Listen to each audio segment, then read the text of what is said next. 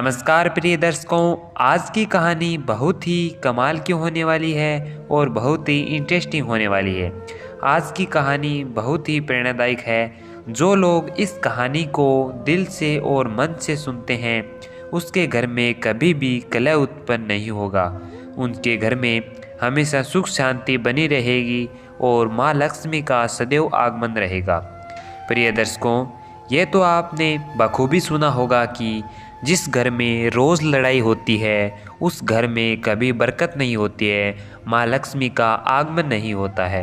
और जिस घर में सुख शांति बनी रहती है, उस घर में और सुख आता है और माँ लक्ष्मी का आगमन है वो इसी प्रकार से बना रहता है। ये कहानी हमको ये प्रेरणा देगी कि हमारे जीवन में लड़ाई झगड़े क्यों नहीं करने चाहिए।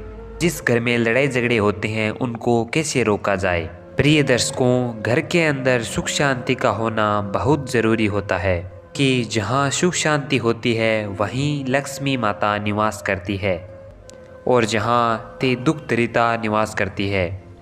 इसलिए हो सके तो इस कहानी पर ज़रूर अमल करें और इस कहानी को पूरा सुने। ये कहानी आपको अपने जीवन में ढेरों सारी प्रेरणाएं देगी। ये कहानी बहुत ही प्रेरणादायक कहानी है।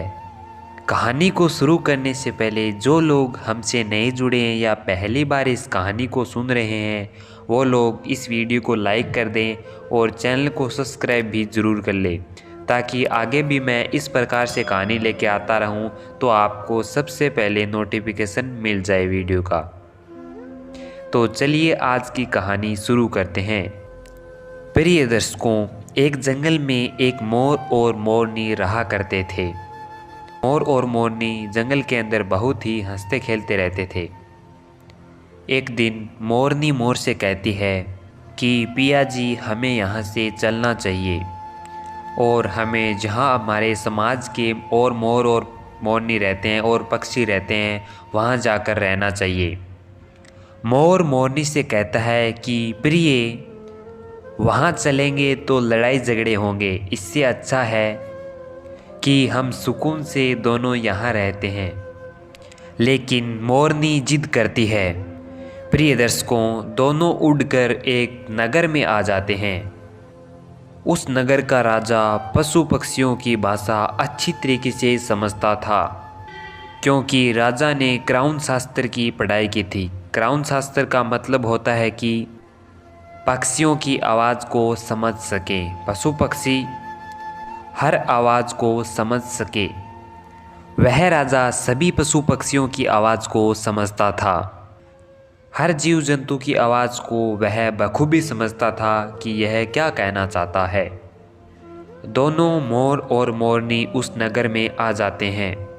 एक दिन की बात है, राजा अपनी रानी से कहता है कि रानी, मुझे बहुत तगड़ी भूख लगी है और मुझे भोजन खिला दीजिए। प्रिय दर्शकों, राजा की रानी ने 3600 प्रकार के भोजन बनाकर उस थाली में सजा दिए। एक हाथ में पानी का लोटा और दूसरे हाथ में भोजन की थाली को लेकर राजा के पास चली जाती है और राजा को भोजन परोसती है। जैसे ही राजा के समक्ष थाली रखी जाती है तो एक चावल का टुकड़ा ज़मीन पर गिर जाता है। प्रिय दर्शकों, वहीं पर कुछ चींटियां घूम रही थी। एक चींटी उस चावल के टुकड़े को धीरे धीरे लेकर जाने लगती है। राजा इस चीज़ को, इस घटना को देख रहा था। उस चींटी के पास तुरंत दूसरा बड़ा चींटा आता है और चींटा चींटी से कहता है कि प्रिय, ये चावल का टुकड़ा मुझे दे दीजिए और तुम राजा की थाली से दूसरा चावल का टुकड़ा लेके आओ। प्रिय दर्शकों, उस बात को यह राजा समझ जाता है, क्योंकि यह राजा पशु पक्षियों की, हर जीव जंतु की भाषा को समझता था और यह राजा इस बात को भी समझ जाता है कि चींटा चींटी से इस बात के लिए कह रहा है। चींटी चींटा से मना करती है और कहती है, नहीं, राजा को पता चल जाएगा तो मुझे मार देंगे। लेकिन चींटा फिर भी कहता है, राजा को कोई पता नहीं चलेगा, नहीं, राजा हमारी भाषा को समझता है। चींटी फिर जाने की कोशिश करती है, लेकिन आधे रास्ते से ही वापस लौट जाती है और जाके चिंटे से कहती है कि नहीं, मैं नहीं जाऊंगी। हो सकता है राजा को पता चल जाए और राजा मेरी मृत्यु भी कर सकता है।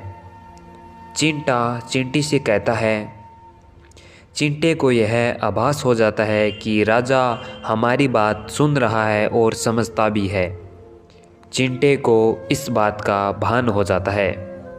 चिंटा चिंटी से कहता है कि राजा हमारी बात सुन रहा है और समझता भी है और राजा ने हमारी बातों को सुन लिया है।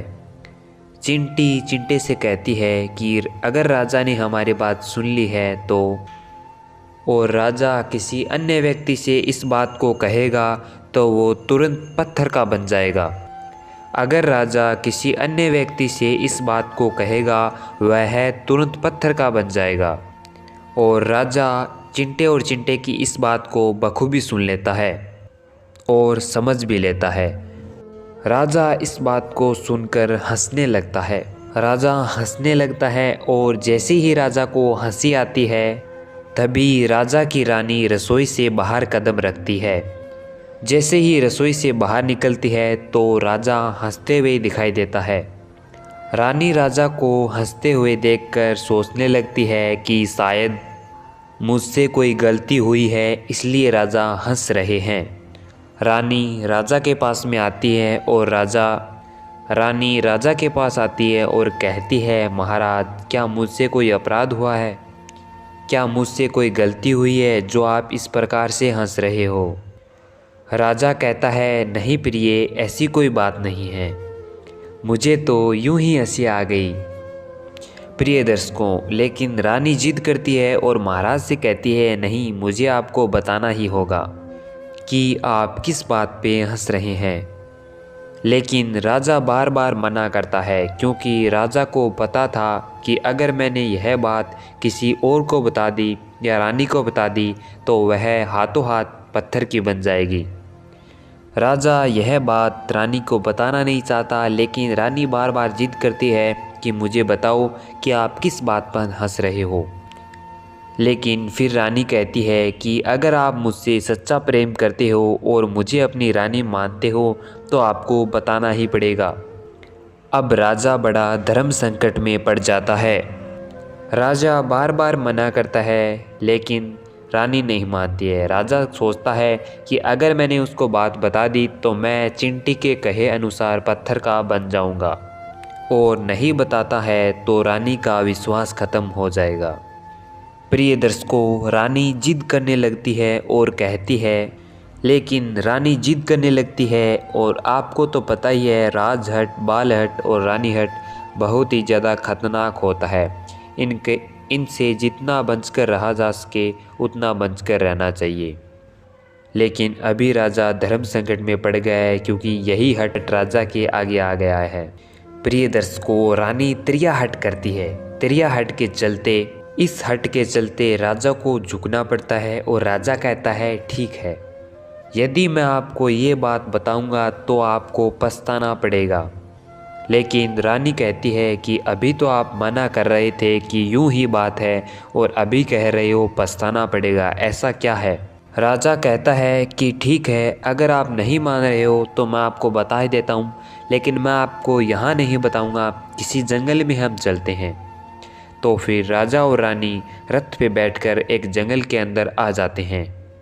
जैसे ही वह घनघोर जंगल में पहुंच जाते हैं और राजा इस बात को शुरू करने लगता है और रानी को सुनाने लगता है। जैसे वो थोड़ी थोड़ी बात कहते गया, जैसे ही राजा पत्थर का नीचे से बनता चला गया। जैसे ही राजा ने रानी को आधी बात सुनाई, वह आधा पत्थर का हो गया। राजा फिर रानी से कहता है कि मैं धीरे धीरे पत्थर का बनता जा रहा हूँ, तुम बहुत पछताओगी। लेकिन रानी को यकीन नहीं होता है और कहती है कि राजा साहब, थोड़ी सी बात बची है, उसको भी कह दीजिए। प्रिय दर्शकों, राजा संपूर्ण बात रानी को कहता है और वह पूरा पत्थर का बन जाता है। रानी की जिद के कारण राजा पत्थर का हो जाता है। रानी सर पकड़ के रोने लगती है और उस पत्थर को हिलाती है, लेकिन भारी भरकम पत्थर कैसे हिले, क्योंकि राजा पूरा पत्थर का बन चुका था। इस कहानी से हमें ये सीख मिलती है कि कभी भी तिरियाहट के चक्कर में ना पड़े, क्योंकि जो लोग तिरियाहट के चक्कर में पड़ जाते हैं उनका पतन निश्चित है। इसलिए कभी भी तिरियाहट के चक्कर में ना पड़े। हम उम्मीद करते हैं कि ये जानकारी आपको बहुत पसंद आई होगी। तो अगर आपको ये जानकारी पसंद आई है तो कमेंट करके ज़रूर बताना। ऐसे ही वीडियो देखने के लिए चैनल को सब्सक्राइब कर देना और वीडियो पसंद आया है तो इसको लाइक भी ज़रूर कर देना। आज के लिए बस इतना ही, मिलते हैं किसी अगली कहानी में।